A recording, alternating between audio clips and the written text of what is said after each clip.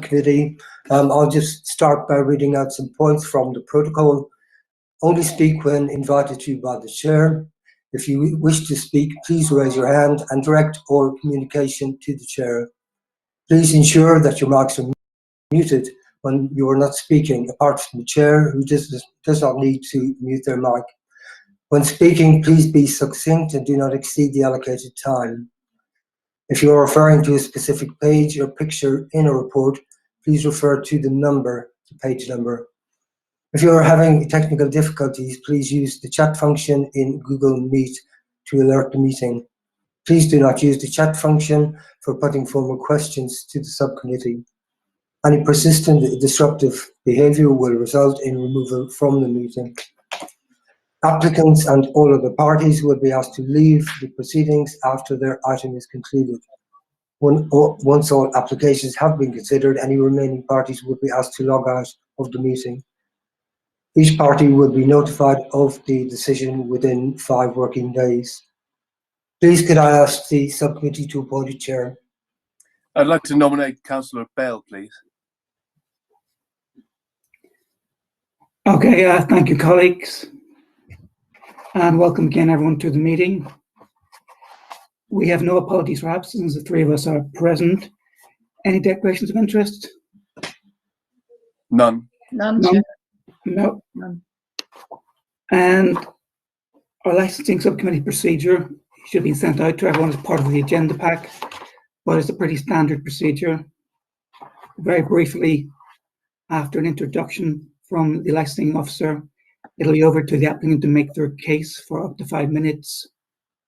After that, it's up to any responsible authorities or other persons to respond and make their case for up to 5 minutes. And during those submissions, only councillors we will ask questions. At step 6, we get into discussion phase, where it may be possible to put suggestions or proposed amendments between the parties.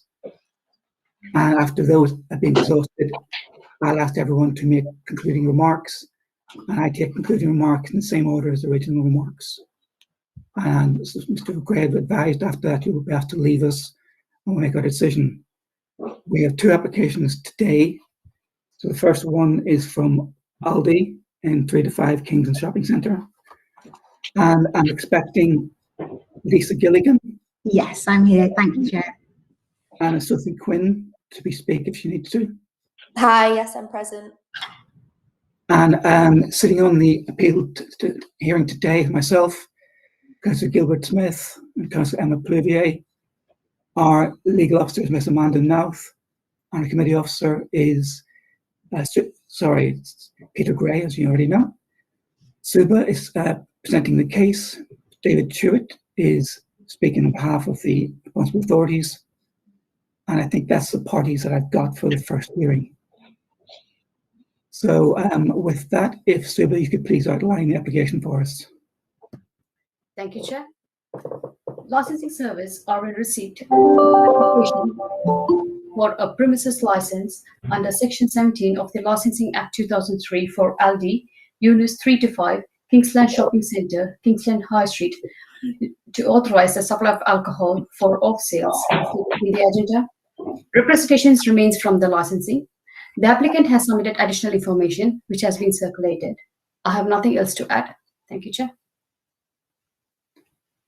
Thank you. So it's over to you, Ms. Gilligan, to make the case.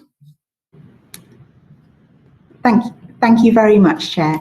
As you'll have seen from the application, this is an application made on behalf of Aldi Stores Limited. Aldi now operate in excess of 900 stores nationwide and have an unblemished enforcement record in terms of the sale of alcohol. They do operate a robust training schedule, as you would expect from a national supermarket retailer, and this is undermined further by measures including the utilisation of till prompts, Challenge 25, refusals forms, and together with the engagement of an independent company to undertake proxy sales to monitor the implementation of company policy.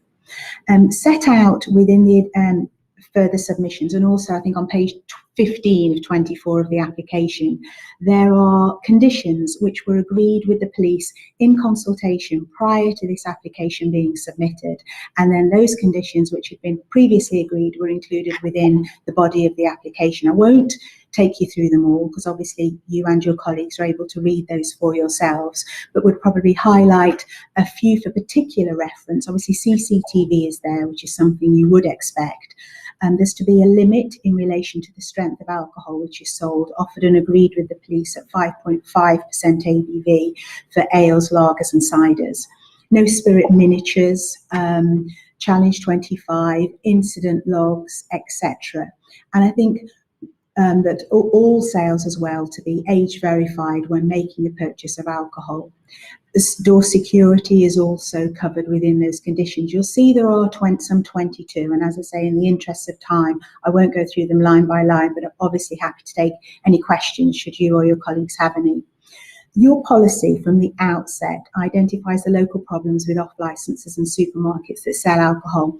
It is stated within the policy that until the early hours of morning are key times for consideration. In my submission that this store doesn't fall within the category of premises which have been identified as adversely impacting upon the licence objectives. Your policy also identifies the need to guard against the types of premises, the growth of premises, I should say, which are alcohol-led, which again does not apply to this application. With specific reference to the Dalston Special Area Policy, the key evidential findings within your policy refer to crime, and you'll note in terms of Mr. Chewitt's representation that's linked to public nuisance. The major concern for crime in the Dalston area, which you and your colleagues will all be familiar with, the peak time, which is stated in the policy, is between 2300 and 0359. This application proposes a terminal hour of 2300. Thus, the sales of alcohol will have ceased way before the times which are identified as times of concern within the policy. Although your policy doesn't touch upon the COVID-19 pandemic, Aldi have found that the ability to open at 7 AM proved hugely beneficial in achieving responsible social distancing and also the safe control of numbers of customers throughout the day. We would submit to you that this application will not result in any addition to the existing cumulative impact and can be considered exceptional for the following reasons. The supermarket is not alcohol-led, the type of premises which is typically associated with negative cumulative impact. The sale of alcohol is not the primary activity. The primary use and purpose of the premises is to operate as a supermarket with a wide range of goods and fresh produce on sale. The store will not be open into the early hours, which is identified within your policy as a time for concern. We engage positively and responsibly with the police as the responsible authority charged with the responsibility for crime and disorder, and we agreed a proportionate and robust set of conditions which are outlined within the application. I would also say it's significant to note that none of the responsible authorities have objected to this application. I, of course, appreciate that the objection has been made by Mr. Chewitt in relation to the policy, and I would say that during the consultation period I've been very grateful to him for his assistance in discussions. The application is also entirely in line with other national supermarket retailers operating on the Kingston Road, such as Sainsbury's, Iceland, Tesco and the Co-op, who all currently operate with a terminal hour of 2300 hours, but with varying start times of either 6, 7 or 8 AM. But there doesn't seem to be any suggestion within the policy, or indeed evidence within the representation to suggest that a start time of 7 AM that we've currently stored would in any way contribute negatively to the cumulative impact. So conscious of time and in summary, I would ask you to take into account in your deliberations that we're not the type of premises identified in the policy as associated with negative cumulative impact. Aldi is a responsible and experienced operator operating stores within the cumulative impact zones already, most notably in closest to this store in Islington and also in Kilburn. These premises will be well supervised and well regulated. We've proposed conditions which I would ask you to consider, and it would be my submission that they're proportionate, they're reasonable, and what's more, they're responsible. And for those reasons, we would ask you to consider the application, notwithstanding your policy, to consider the application on its own merits. But obviously, we're more than happy, myself and Sophie Quinn, who's on the call, to answer any questions that you or your colleagues may have. Okay, thank you very much for keeping the time. I'm going to suggest we move on to Mr. Tuitt and then turn to discussion. I have a number of questions to make, but I think we hear from Mr. Tuitt first to be more efficient. So please go ahead, David. Okay, thank you very much, Chair. So my representation is in today's agenda at Appendix B.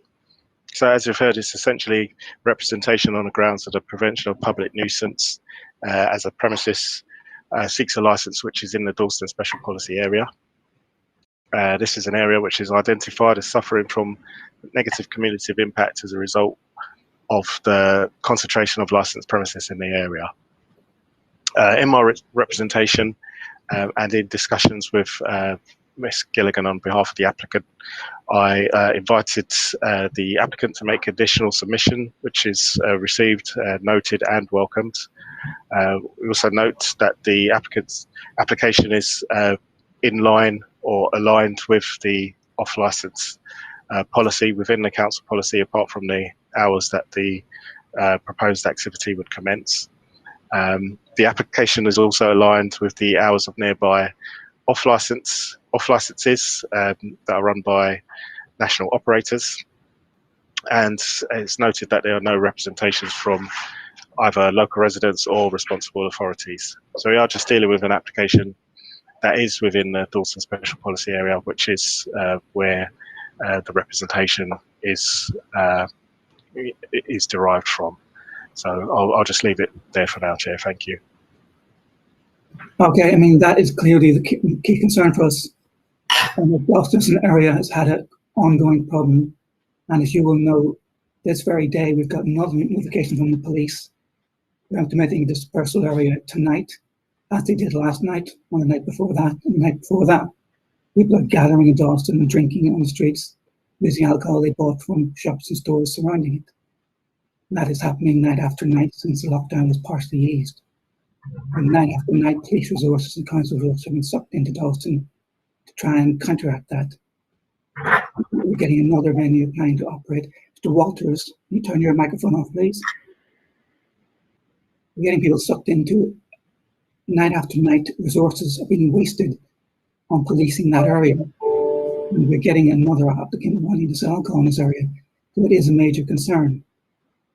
And it's not at the moment making a convincing enough case to me that you will not add to the cumulative impact. The cumulative impact includes people buying alcohol before 11 o'clock in order to consume it afterwards. So convince me that you won't add the cumulative impact.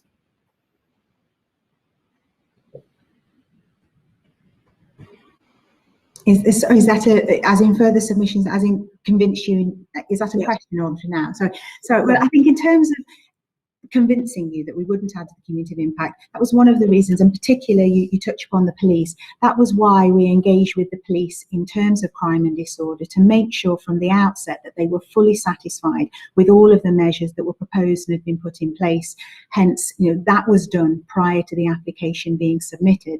I think also touching on street drinking, I think perhaps where Aldi differs from other supermarkets is that an awful lot, a significant number of our alcoholic products are own brand, and so they will state on there that they were made for Aldi Stores Limited. So there's a traceability there. Should there be any concerns about street drinking in relation to alcohol from our premises, unlike perhaps other supermarkets, you'll be able to draw that link back to us.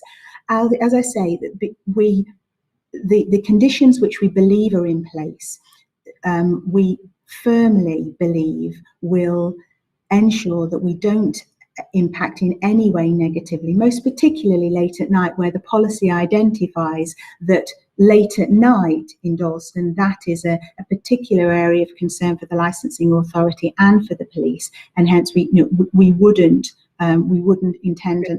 I pointed out the alcohol consumed late at night isn't all bought late at night. Some of it's bought earlier in the day.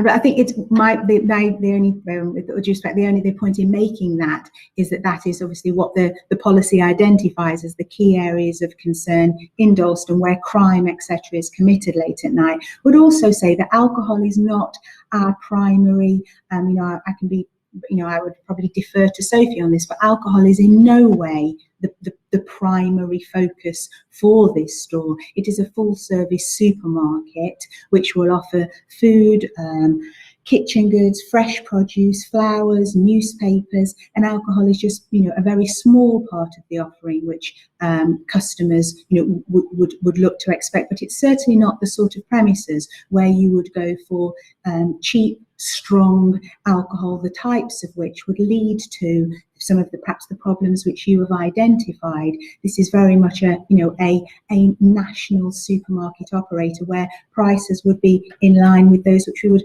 very much hope would deter street drinking, which leads to all the problems which you touched upon earlier, Councillor Bell.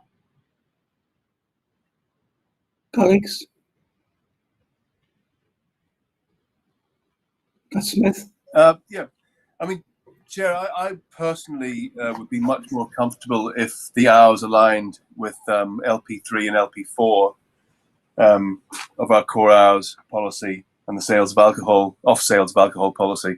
And I believe that Sainsbury's operate within those hours. It doesn't mean to say that the shop can't open at 7, but if you restrict the alcohol sales to 8, you start at 8 and you finish it at 11. Monday to Thursday, and on Friday you start at 8 and finish at you're 2300 as well, which you've said.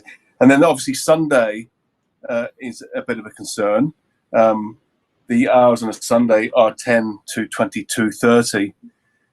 I would feel much more comfortable if those were the hours that Aldi were setting out, and they would be much more in line with Sainsbury's as well.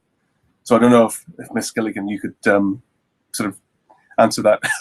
Yes. I mean, yes, most definitely, Councillor Smith. Thank you. And it was something that Miss Gwynn and I discussed prior to the hearing. Obviously, conscious of the slight differential between the various retailers that I outlined, whether it be the Co-op, Iceland, Tesco, etc., and it was perhaps hoping that the additional hour from 7 till 8, we hoped wouldn't be an issue, but very grateful for your indication and for your comments.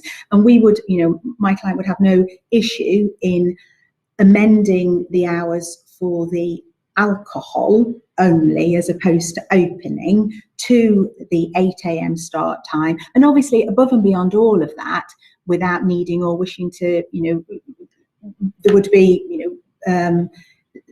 further, I suppose, operations, and if times were to limit in terms of the shopping centre itself. But in terms of LP3 and LP4, with that 8 AM start time, we wouldn't have an issue. Yeah, just one. And what about Sundays? Sorry, and for Sundays, I think you used 10 to 22:30. Was that? Yeah. That was the time. And again, I think if those could be, if the as long as that doesn't impact on the opening times, No, this is just for alcohol. Yes, I'm talking about for licensable activities only. Yeah, excellent. Those would be very helpful concessions, and of course your client could apply for a variation at a later stage if they were necessary. Yes. Thank Anything you. else, Anything else, Councillor Smith? No, thanks. That's great. Thank you very much. No, that's fine. Thank you. I noticed there are a few small errors or a few small amendments to your conditions. I'm only going to run through them public because we need to do it that way and make sure it's clearly on the record. So one particular one was condition 9, the one where you say there'd be no sales supplies of beers, ales, lagers, ciders in the core range of 5%. Can we delete the words "in the core range"? They get confused with the condition simply. Yes, because that would still allow for any. Exactly the same, but it's the more straightforward condition. I think the wording "in the core range" just confuses things.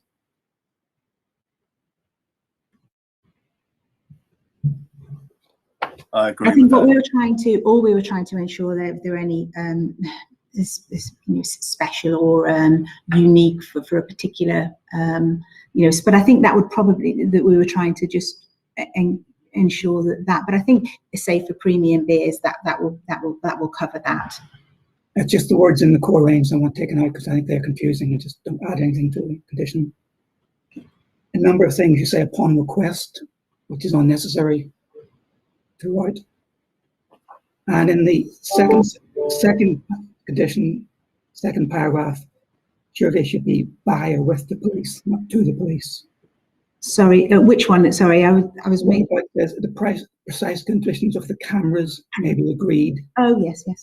Should be by or with the police, not to the police. And can we delete the one about data protection? Because that doesn't need to be in there. It's the law anyway. Sorry, there's minor, but I have to do them in public so you get a chance to consider and challenge them if you want to, for any reason. Did you understand that? Yes, yeah, I'm just making a note as we go. I'm just making a note. Chair, could you just go over the last one you mentioned there? Oh, it should just read now the precise positions of the camera may be agreed by the police or with the police. Oh, yeah. That's probably the better one for inspection. In fact, the bit for inspection request is another bit of unnecessary, padding it out a bit. So I think that can probably go as well. So we'll just read precise positions of the cameras will be agreed with the police. Yeah.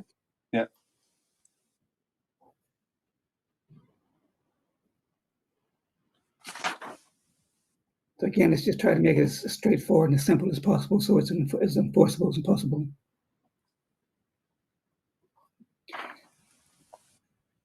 Right. Has anyone got any questions or points further to those? No, thank you. I'm happy, Chair. Me too. Okay. Amanda, is there anything you think we should have asked about that we haven't? No, I can't think of anything unless you wanted to clarify the position about security, maybe around the alcohol area or monitoring. But if you're satisfied with the information that's been provided, then there's no need. Do you want to make any further representations about how you secure the alcohol area, perhaps? Yes, well, the alcohol area will be covered by CCTV, and then in addition to that, and just forgive me as I scroll through trying to find the condition 19 also deals with security cards, and that when we were in the early preliminary the stage of discussing these conditions, but I can also indicate that there will be security guards which are employed at the venue as well. And also, in addition to that, and again, forgive me as I scroll through, we will be having spirits in particular are going to be displayed, all of them displayed with an electronic tag, which will activate an alarm on leaving the premises. So obviously that's above and beyond CCTV and the security which will be present in store. So are you confirming that security staff will be always present on stage? I think I would, if I could just ask Sophie to, oh, she's just switched her microphone on. Hi, of course, yes. I can't confirm that security will be on site for the full opening hours. It was typically a 14-hour shift, which would normally cover 8 till 10. But these shifts can be made flexible for start and finish times.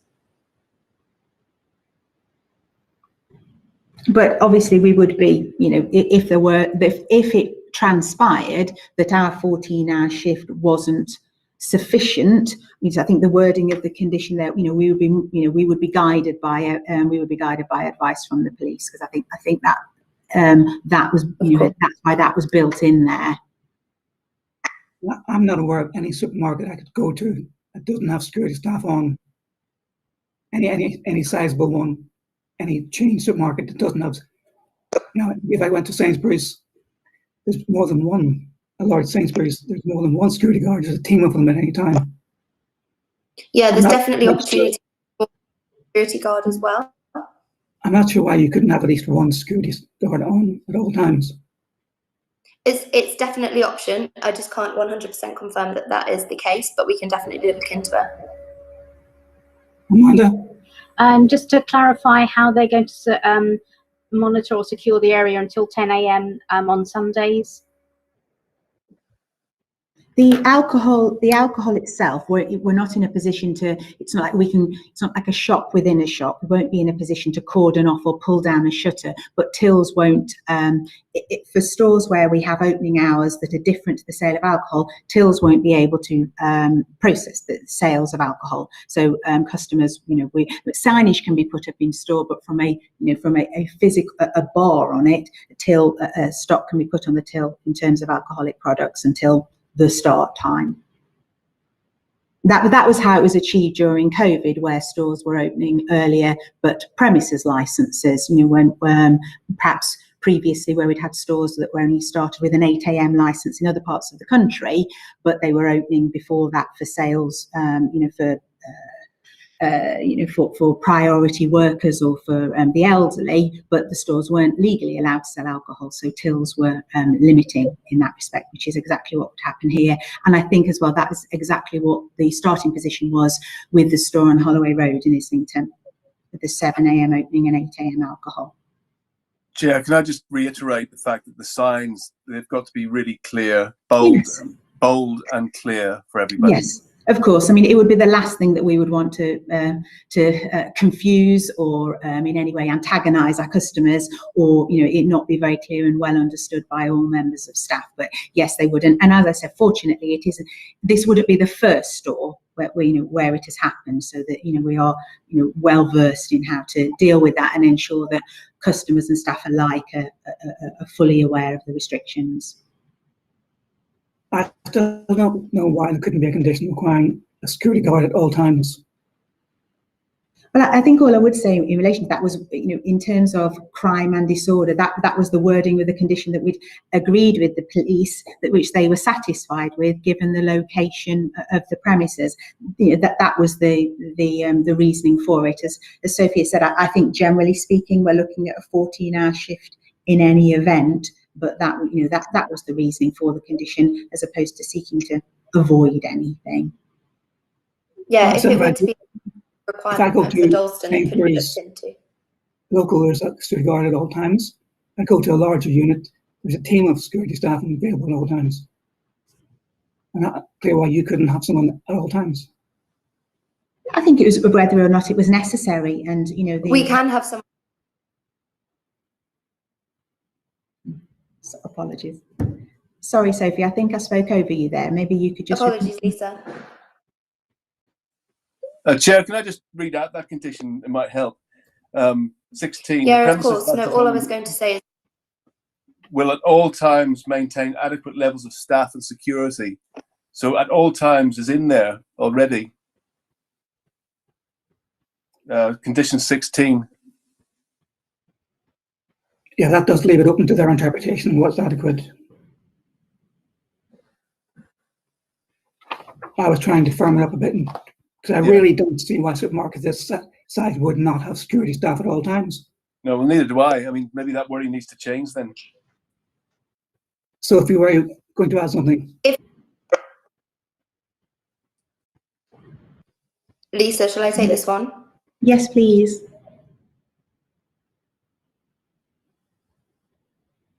If we're in a position where it's a requirement for there to be a security guard on site at all times, this will absolutely be possible. Excellent, thank you. That's very helpful. Unless colleagues have had any new questions come up in the last few minutes, I'll move to summing up. No? Ms. Gilligan, do you want to sum up? Yes, I would. I'll be very brief. Obviously, we've guided by you and having listened to your concerns, the amendments which have been made in relation to the hours and the security condition. But I would just ask you in your deliberations to in particular take into account the fact, as I said, we're not the type of premises that's associated with negative cumulative impact. This is an operator which is used to operating within cumulative impact zones, and these were conditions which were agreed with the police, who were obviously well versed in terms of crime and disorder issues in the Dalston area, and there's no evidence to suggest that those conditions would undermine the licensing objectives or add to the cumulative impact negatively. Also, the hours of operation are now chime entirely with LP3 and LP4. So I would ask you, as I did at the outset, to consider the application on its own merits. Aldi is committed to operating a safe store in a responsible and professional manner, which promotes the licensing objectives, it creates new employment, and has an overall positive impact on the area. Thank you, Mr. Church. Thank you, Chair. Nothing further to add, just to assure members that there seemed to be some concern maybe about alcohol being not concealed or on show before the hours where alcohol could be sold. That's actually an offence under the Act to expose alcohol for unauthorised sale. So that's not something you need to think about attaching a condition for. If you're minded to grant a licence subject to the hours that have been discussed today, those are the hours that the licence will be authorised for. So there's no need to feel that you have to attach a further condition around how the applicant or licensee deals with alcohol being exposed for sale. Okay. Any final points? No. In that case, if I can ask the parties to leave us for this case, and my voice is struggling a bit, as you can probably hear. So I'm going to have a 5-minute adjournment before we begin the next one. It may not be drag on too long, but I'm going to have a quick break anyway. So by my mind, on my computer is 14:31. So everyone get back here at 14:36. Thank you very much. Thank you, Chair. Thank you. Thank you.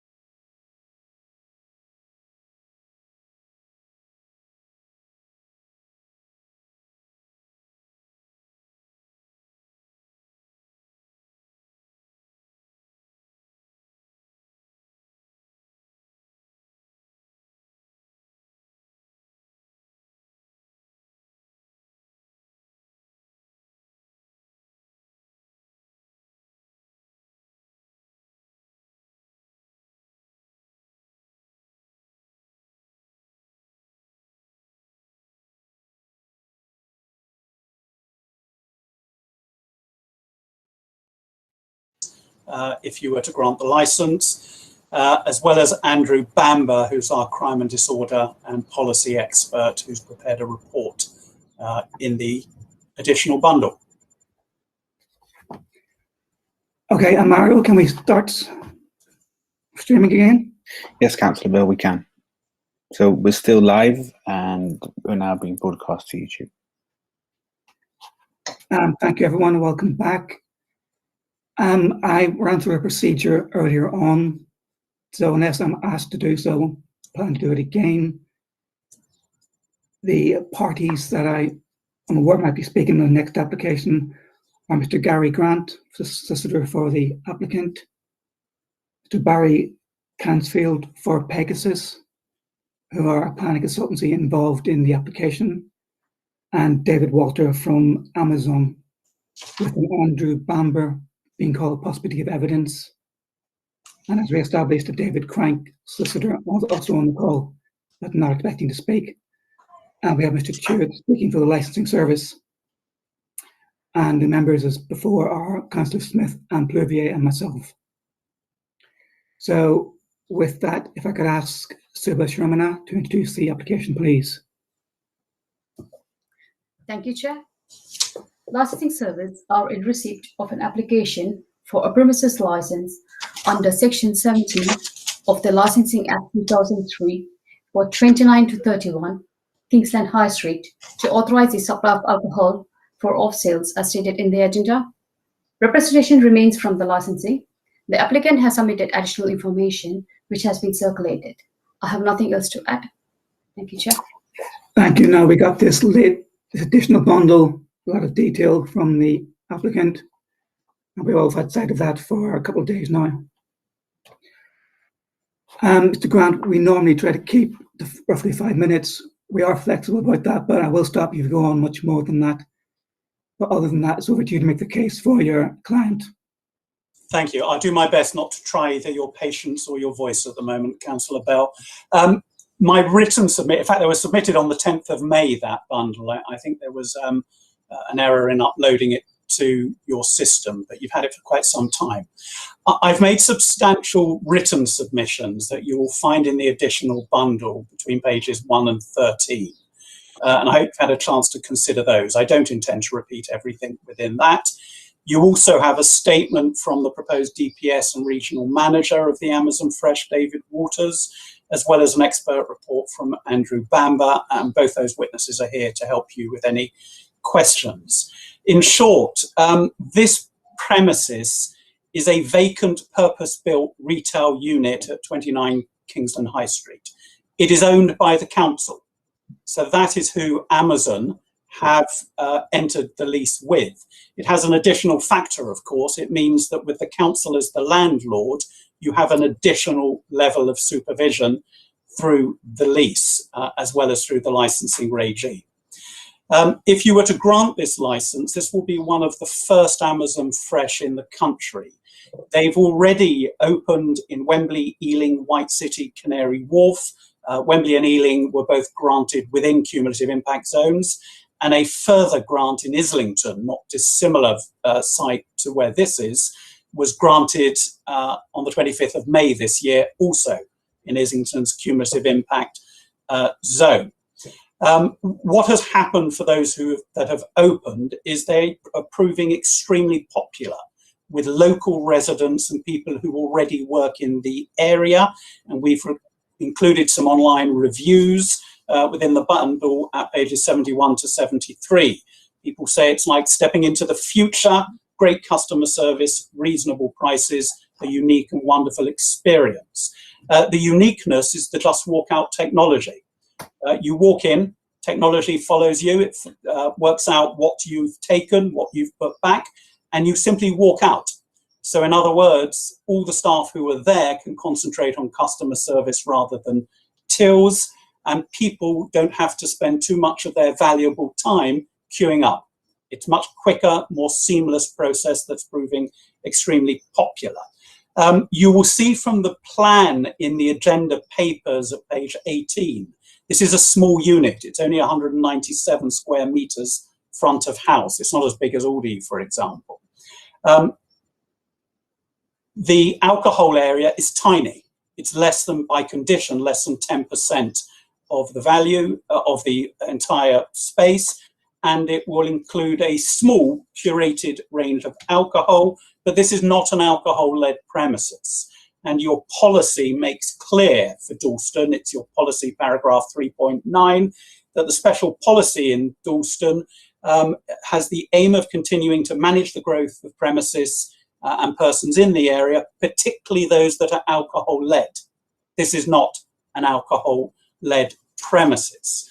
The alcohol section, importantly and uniquely, is sectioned off from the rest of the store, and there are photographs within our bundle where you can see it. There is always a member of staff stationed at the gate to the sectioned off alcohol area, and that provides a level of supervision and indeed restriction to the alcohol area that is unique to an Amazon Fresh store. Unlike other off licenses, people cannot simply walk in and wander around because there is a barrier at the gate. You cannot get through that barrier unless you have an Amazon account and you scan your mobile phone QR code to get in. So this is unlike any other off license. You cannot simply walk in, wander around, and if you're intending to cause trouble or take alcohol. There is a greater level of supervision within an Amazon Fresh. The hours we've asked for, 8 a.m. to 11 p.m. for sale of alcohol. Those are entirely in line with your LP4 core hours for off-license premises. We do ask to be able to open at 7 a.m. so someone can buy themselves a croissant or a sandwich for breakfast earlier. There's already planning permission in place for this. Planning permission granted in 2013. It was then amended in 2020. Different regimes, but you can have regard to the fact that planning have given this the green light already. Planning actually permits the hours of operation from 7 a.m. until midnight on Friday and Saturday. So in granting the license, you will draw back the terminal hour to 11 p.m. throughout the week, but also have the added advantage to bring the store within the regulatory sphere of the Licensing Act and the powers available under that wouldn't otherwise be available. We're not going to attract new people into your cumulative impact zone. Our customer base are those already there, whether they're living there or whether they're working there. So the refusal of the license wouldn't mean people are buying less alcohol. It's not our business model to sell dirt cheap alcohol. So all that will happen is people will go and buy alcohol in a less supervised premises rather than us. We'd rather they had the additional high quality choice in Amazon Fresh because residents and people who work in the areas where we've opened welcome it. It's not an attractive store for problem drinkers that led to your CIP to attend, by which I mean street drinkers and preloaders. And the reason for that, I'll give in bullet points. One, this is a grocery convenience store with alcohol in a very small, supervised area.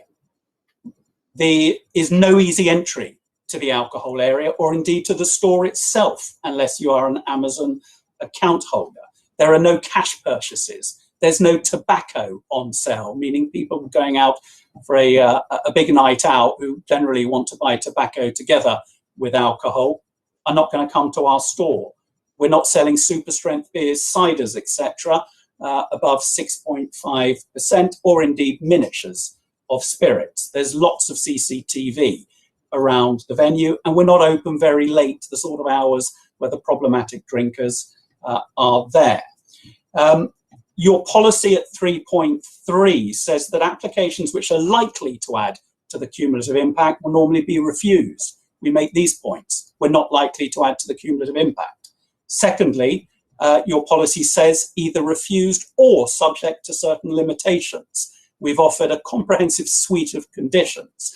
The conditions that are in your main agenda paper have been added to within the additional bundle. So could I please just point out, because it may not be immediately clear from reading simply the agenda papers, the additional conditions we've offered in deference to Mr. Tuitt's representation. Right, those are the ones on page 16 of your bundle, are they? That's exactly it. So if I can show you the additional conditions. Conditions on page 16 of our bundle, the conditions that are in addition to our operating schedule, I'll go through them briefly. They're conditions 16 to 20, and they're all, we say, highly relevant to your cumulative impact. 16, at all times alcohol sold from the premises, there shall be either a personal license holder or senior trained member of management on duty. 17, and this is crucially important, at all times the designated alcohol area is open and alcohol is available for sale. A dedicated member of staff shall be present to supervise the alcohol area and carry out challenge 25 verification checks. 18 is what gives you the confidence this will be an Amazon Fresh, that the license has no effect until it's transferred to Amazon. 19 prohibits the sale of miniature bottles of spirits, and 20 deals with the risk assessment for the need of SIA door supervisors. I've of course heard the previous case. We're a much smaller venue. We already have additional security measures, which means we don't need someone there all the time. And indeed, that's been the experience in the other stores, including 2 within CIPs. But it will be risk assessed, and if there is a need for it, then we will supply it. I know that if you're concerned about the SIA provision, Mr. Bamber, who's here, he's a former Met Police Chief Superintendent, is happy to give evidence on the necessity for SIA being there all the time. No residents have objected, no ward councillors. Police are happy with our conditions, environmental health are happy. The only objection is a policy one from Mr. Jewett. So those are my submissions, and we're happy to help you with any queries you have. Okay, thank you. I think we're somewhat dubious that little barrier shown in your photographs put off any of our dedicated street drinkers. Could I bring Mr. Bamber in? However, what I'm going to do is I'm going to safely move on to take choose evidence now, and then discuss and we can return to everything. So actually, probably I shouldn't have opened up the debate at this stage, but we'll come back to everything that you've said and everything else. Mr. Chair, do you want to make representations, please? Yes, Chair, thank you very much. So the representation that I made is in the agenda, Appendix B. Very similar to the last application. So this is a representation on the grounds of the prevention of public nuisance, as the premises is within the Dalston Special Policy Area and seeking a license to authorise alcohol sales within that area. And of course, that area has been identified as suffering from the negative cumulative impact as a result of the concentration of licensed premises in the area. I did invite additional submissions, which significant additional submission which we've received and is noted and welcomed. As you'll note, that the application does seek to align the hours for the sale of alcohol with the hours within the policy at LP4. And I have noted that there are no representations from responsible authorities or from any other persons. I would just say this is certainly a unique proposal. I'm not aware of any other off-licensed premises that would operate in this way with barrier entry and requirement for an account to enter the store. So that is something that we've not seen before. However, it is a premises within the Dalston Special Policy Area, and it does seek to authorise the sale of alcohol, which is what the concern is about in this area in particular. I'll leave it there for now, Chair. Thank you. Okay, thank you very much.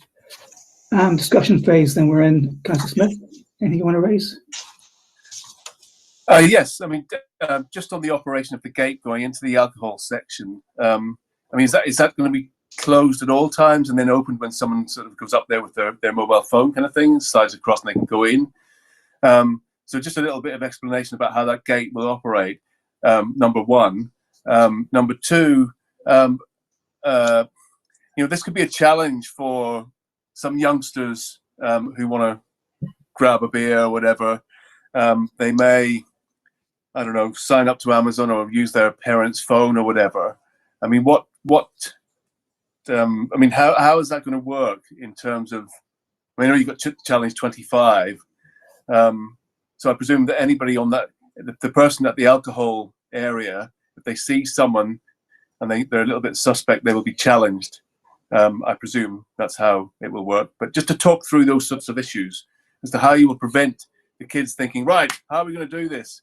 How are we going to break this? How are we going to get in by using, say, their mum's Amazon account, for example? Councillor, firstly, in fact, there's two gates we're talking about. And it might be, if you have a look at the photographs, it makes it a bit clearer as to what I'm about to say. So this is in the additional bundle. So if you turn to page 56 of the additional bundle, you'll see the first gate. Yeah. So that's the first gate, and there will, as a matter of practice, be somebody there, whether a staff member. Indeed, what they've done in some other stores is for the first 4 weeks, when it's still a novelty, they've had an SIA there on the busy occasions to assist. But it's not intended to have an SIA there all the time. That's simply uneconomic and unnecessary, and hasn't proved necessary in other venues. But they will be there for the beginning, for about 4 weeks is the policy. So that's the original gate, and you need to have your QR code with your Amazon account to get through that. There is then a second gate. So the alcohol section is not visible from the front. You've got to walk about 2/3 of the way through to the store. And if you look, if you carry on going through those photos and go to page 68, yeah. 67 and 68. So you should have something that says beers, wines and spirits. With a man at the gate. There is a gate, you'll see it, you see the hinge just on the left, and you can see it closed on the next one. And the policy is this, that there will, when that gate is open, in other words, people can access the area, there will always be an individual there to supervise the area and carry out aid checks. If he has to move away, for example, to go to the bathroom, then he has to close and lock that gate.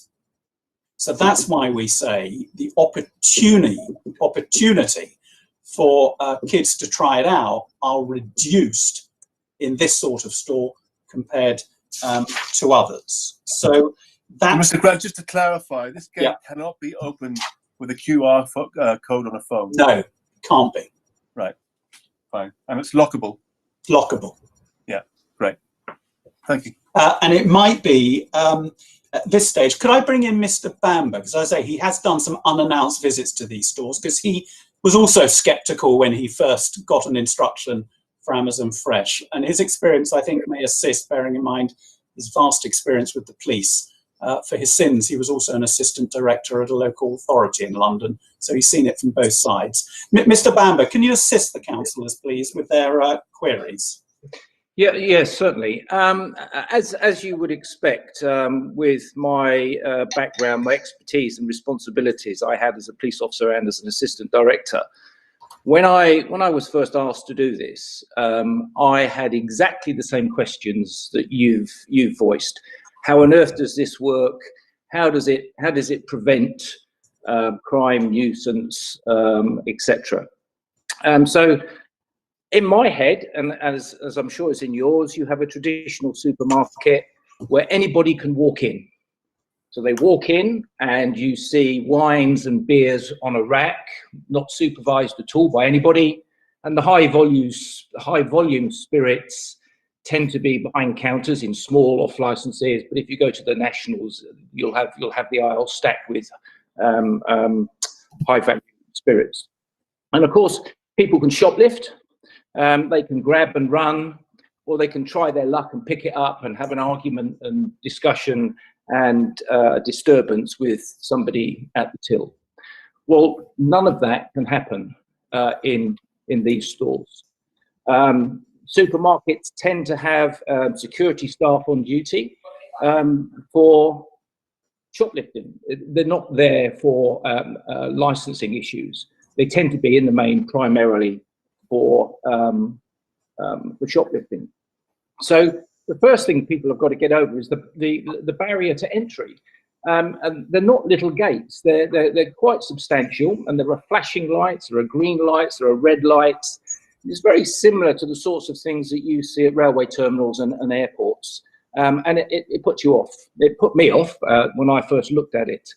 And of course, once you get in and you wander around the store, you don't see any alcohol. You just don't see it. And you have to go and forage for it. And it's in a completely screened off area. You can't see it.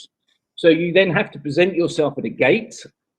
And I experienced two different types. One where the gate was open, and I was challenged, even though I only looked just over 18. I was challenged about what I wanted and what it was for, which I found quite refreshing. And on another occasion, the gate was closed, and I had to go and ask somebody to open it for me. And during the course of my visit, on one of them, there was a member of staff there, and I'd gone back after my unannounced visits. I went back on a research phase, and I impromptu really questioned the member of staff on duty at the gate. And I have to say that I was very, very impressed with their knowledge, their understanding of licensing, and how they managed the whole process. And I would say to you, from the 4 licensing objectives: crime, disorder, nuisance, public safety, protection of children, I'm a complete convert. And I was hugely, hugely skeptical when I first went. I thought, I don't understand how this can actually work. But I am a convert. And I would say to you now, these premises are the most secure off licenses you will encounter. Thank you, Chair. Can I just clarify one other point with Mr. Bamber? On the picture, this picture here of the front of the store, yeah? Yep. You've got a set of sliding doors, and then you've got the barriers.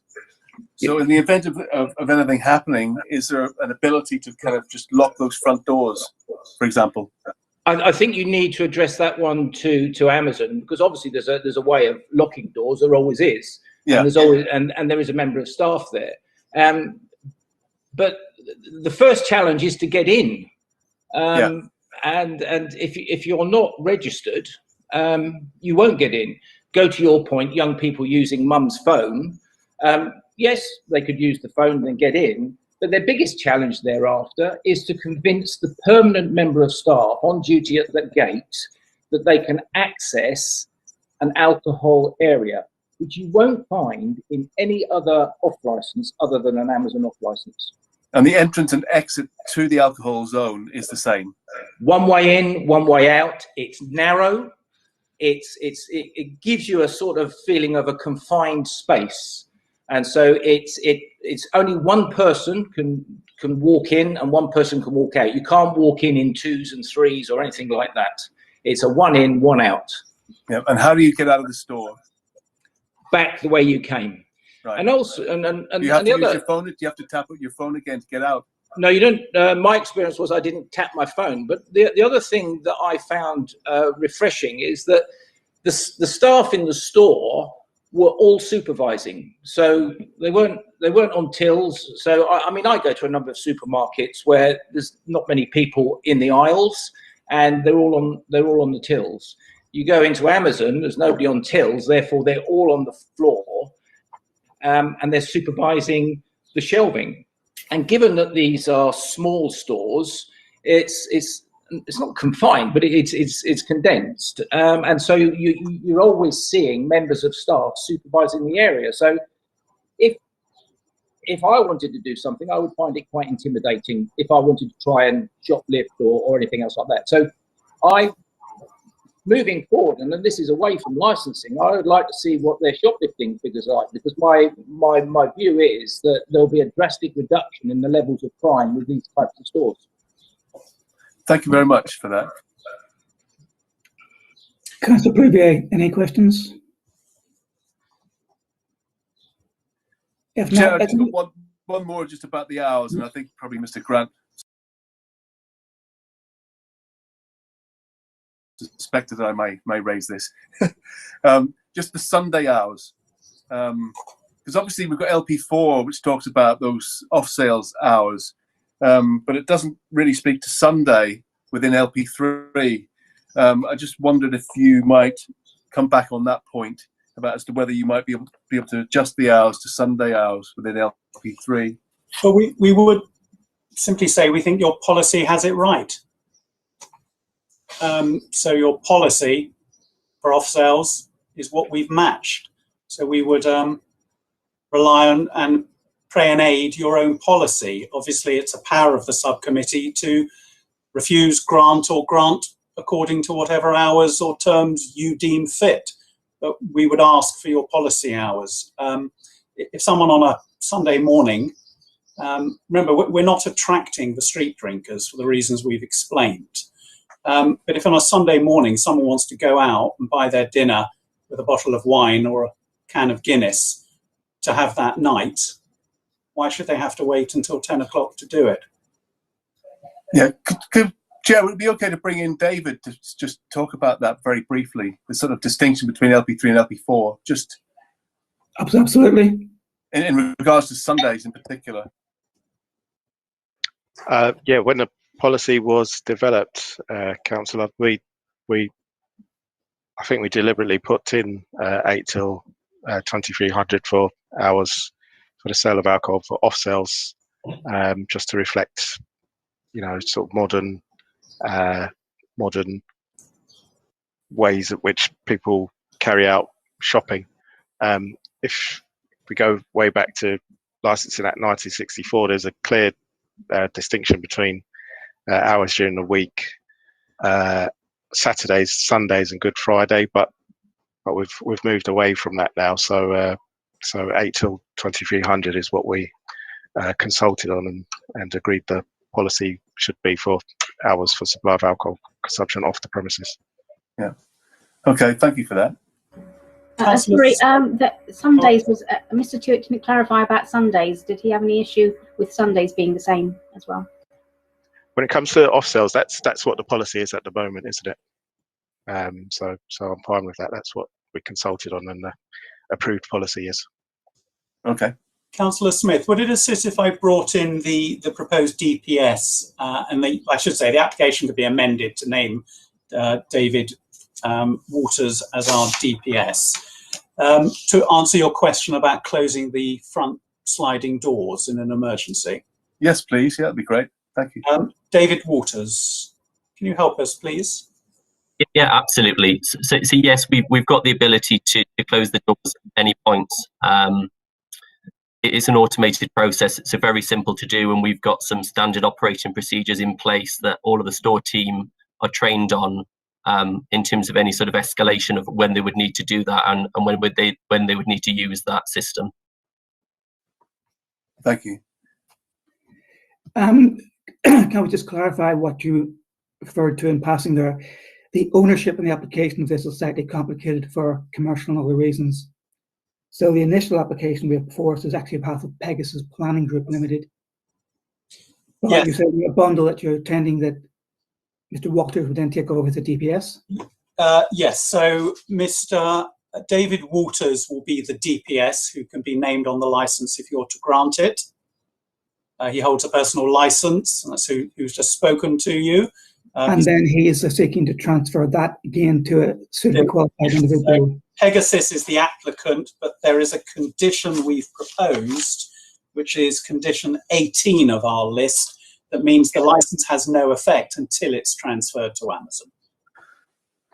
And Mr. Walters is not intending to stay as a permanent DPS, but to transfer it to an individual. Yes. What they do is he deals with the setup and the startup, and then when they have an individual experienced manager for the store, the DPS is transferred to the on-site duty manager. And am I right in thinking that requires a further application? Yes.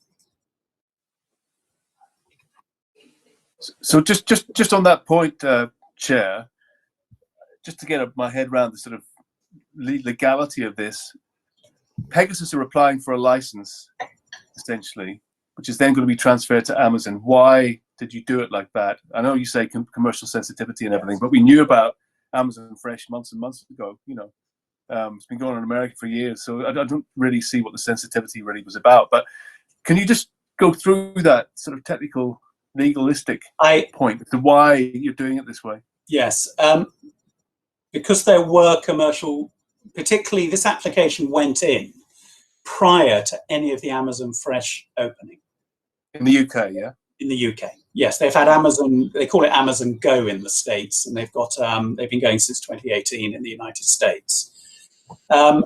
So because this application went in prior to any of them opening, there was commercial sensitivities as to putting it in Amazon's name. I'm not able to go into further details, I'm afraid, because it is sensitive commercial reasons. And that's why Pegasus, who are the planning agents, effectively made the application, but the condition is it has no effect until it's transferred to Amazon. And do Pegasus own the leasehold for the whole building? No, they don't. They're planning agents. Right. Hackney Council own the freehold. They own the freehold, yeah, but and everybody else is separate sort of leaseholds, depending if it's Yes, residential or commercial or whatever. if you have a look at our bundle at page 51, you can see the front page of the lease. Yeah. And you can see that was only actually signed on the 16th of April, in other words, after this application went in. And that agreement for lease is between the London Borough of Hackney and Amazon. Yeah. Yeah, that's clear. Thank you.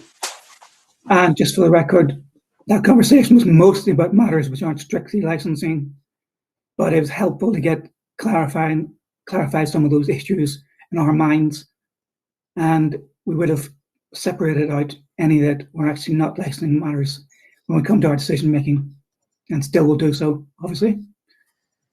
Councillor Pluvier, any questions you have left? No, I don't think so. Thank you, Chair. It's quite clear. Amanda, anything you think we should ask about we haven't? No. Mr. Grant, do you make any final remarks? No, I have nothing to add to the submissions I've made. Mr. Chewett, anything from you? Nothing further to add, Chair. Okay, with that, thank you all for being very concise, and if you leave us, you will get the formal decision within 5 days, and if you contact licensing from tomorrow morning onwards, you'll get a skeleton decision. Thank you very much. Thank you, everyone. Thank you. Bye.